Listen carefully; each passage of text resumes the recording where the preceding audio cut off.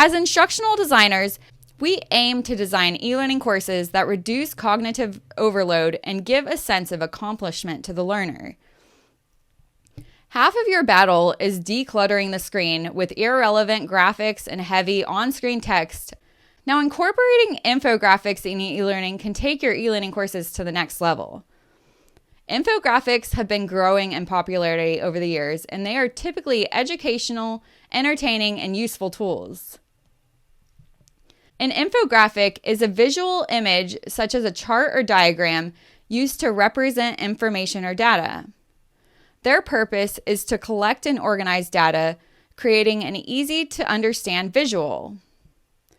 The visuals within an infographic are chosen thoughtfully and systematically to tell a specific story. The goal of an infographic is to guide the learner through the information in a logical sequence, but not to overwhelm them with a ton of facts and figures.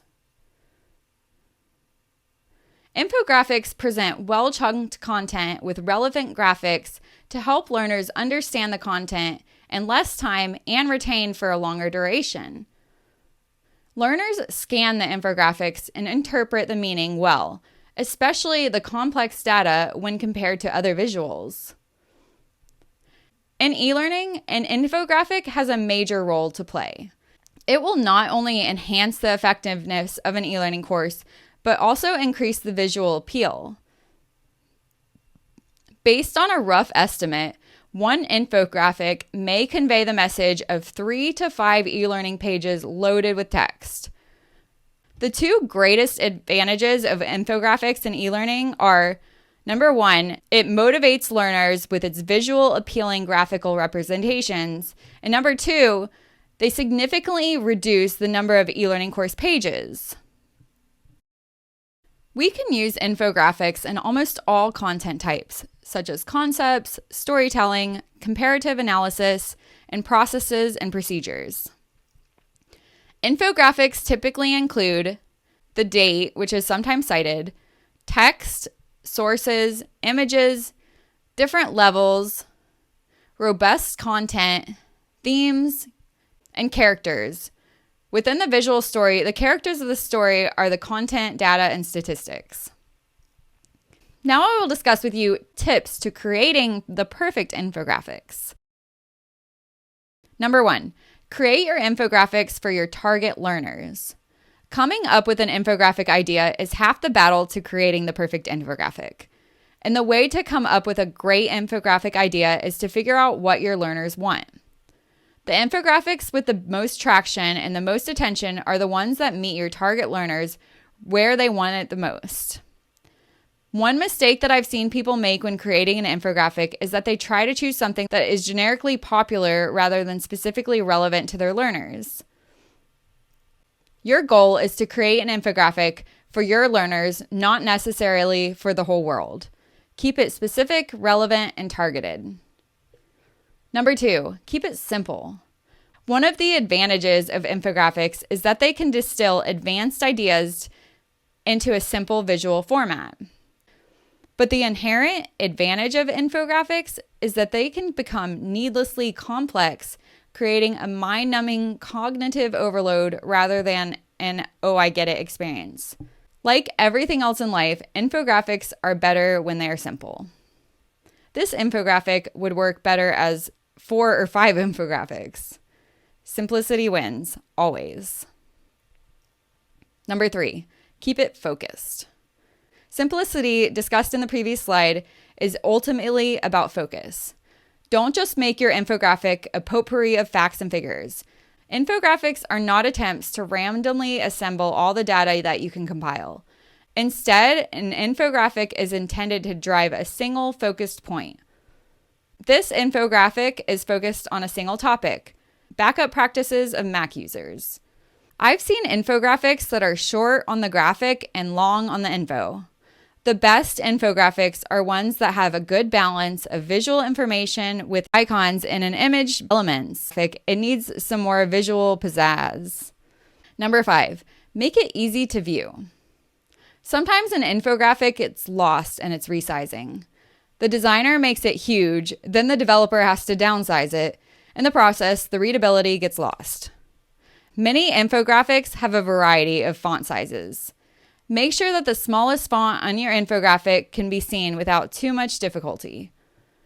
As you can see, the words in the infographic here have become too small to read easily. Infographics should be easy to read and view, whether the user clicks to enlarge or not. Number 6, make it a manageable length and size. Infographics are supposed to be big, we get that. But go too big and you'll start losing people. I recommend a limit length of 8,000 pixels. Anything longer and you'll start to presume upon your learner's attention span. This infographic at 24,575 pixels is probably approaching too long. Along with a length limitation comes a necessary size limitation. The learners might be on a slow connection, so be courteous and keep your infographic to 1.5 megabytes. Number 7, add white space. An infographic is an exercise in graphic design best practices. White space is important. There's not enough white space in this infographic, which might be the point. Good infographic design includes a balance of visual elements with the necessary negative space to help guide the learners as they look at the infographic. Number 8, create an attractive headline. Your infographics headline is extremely important. It won't get any attention if it doesn't have a great headline. Good headlines will have these features. They describe the infographic. They grab the learner's attention. And they are short enough to understand at a glance. 70 characters is a good length. If you don't have a powerful headline, your infographic simply gets overlooked. That's all there is to it. This infographic, for example, has a wordy title that might not get the level of attention it wants. You need to put in the brainwork on the front end to make sure that you have a really strong title. Number 9, focus on the flow. The greatest strength of an infographic is that it can flow both cognitively and visually. An infographic is like a good story. It has the ability to convey an idea by taking you from one phase to another, sequentially and seamlessly. The dots are all connected and the ideas are integrated. There's power in being able to move a viewer through a thought process, but some infographics falter on this viewpoint. Instead of moving the learner through a thought process, they simply throw a bunch of information into graphical form. When you create an infographic, do so by creating flow. The flow will help the learner pay attention and to be persuaded by the message that you are presenting. Even when this infographic is viewed from far away, it has obvious flow. Each section has a number, a headline, and a different colored background. Its comic book style helps us better read each section. Every one of the visual elements serves to create a more powerful flow. Number 10, check your facts and figures. Many infographics focus on presenting data. It's a smart idea. Our minds can process stats and percentages way better when we see them, rather than just looking at a number with decimal points and percentage signs. But make sure that you're being accurate by focusing on these 3 often overlooked areas. Number 1, make sure that the statistics themselves are true. Number 2, make sure that your sources are reliable. And number 3, make sure that your graphical representation of the data lines up with the number. If your infographic relies heavily on numbers and data, it pays to give this area special attention, double checking and rechecking. Research has found that an infographic is 30 times more likely to be read than a purely textual article. Infographics are one of the best visual tools to hook learners' attention and convey messages effectively. You can make a really good infographic. Just keep these tips in mind and you'll spare yourself a lot of wasted effort. Now, designing the perfect infographic may seem tricky, but it's well worth it in the long run. Incorporating infographics in your online course will motivate the learners with the visually appealing graphical representations, as well as significantly reduce the number of eLearning course pages that you have to create. Applying these tips to building the perfect infographics definitely will make your online course stand out above the rest. I hear it from members in the eLearning and Instructional Design for Beginners community all the time, how valuable they find infographics to be. Now remember, following these suggestions will not only enhance the effectiveness of your online course, but increase its visual appeal. The goal of an infographic is to guide the learner through the information in a logical sequence, but not to overwhelm them with tons of facts and figures.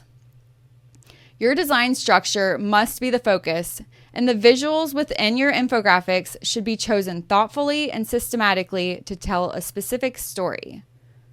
So you can choose, are you going to create an attention-grabbing and motivating infographic or a boring and ineffective one? Now, if you have any questions at all about creating infographics for your online course, be sure to post it in the comments. I'd also like to know from you if you have any other suggestions to add about infographics. What are some infographic tips that you wish you knew a long time ago? Thanks for checking out eLearning and Instructional Design for Beginners. Please take 1 second to like, subscribe, and comment anything below.